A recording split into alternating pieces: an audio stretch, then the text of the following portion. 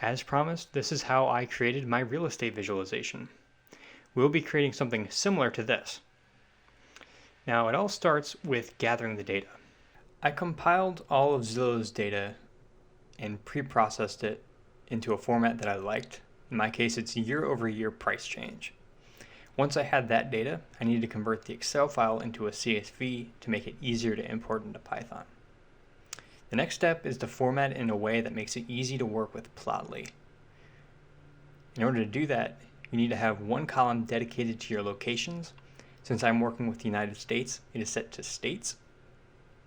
Then for each year, or for each set in my time series, I set that as its own column and have its data correspond with the state.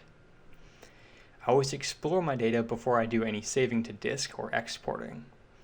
So, experimenting with the graph, I import my libraries, load up the data into a pandas data frame, take a look.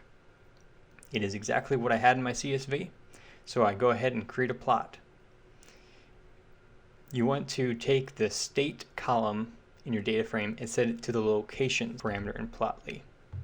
Then you want to set your z-axis or your z-data to a specific year in your data frame. In my case, I'm plotting the year 2012.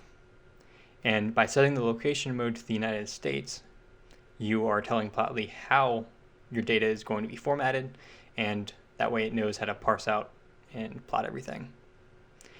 Here's an example of that, and lo and behold, it looks exactly how I expected it to look. Now that I've plotted the graph, it is time to export it, and I'm going to create an image sequence. So for each of the years in my data set, I'm going to for loop over all of that. So for each of the years, I'm going to create a new plot, and then I'm going to save the figure to disk.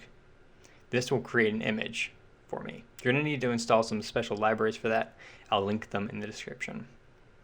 A couple of gotchas that you need to know are you need to make sure to set your Z-min and Z-max values so that way your colors stay the same, or at least they stay relative to the same colors. If you don't do that, your colors will be off. The final steps are things like adding the timeline at the bottom, adding fading between the images, and customizing the fonts. These are completely optional, but they add a good touch. That's about it for creating this visualization. I hope you all found this helpful, and thank you for watching.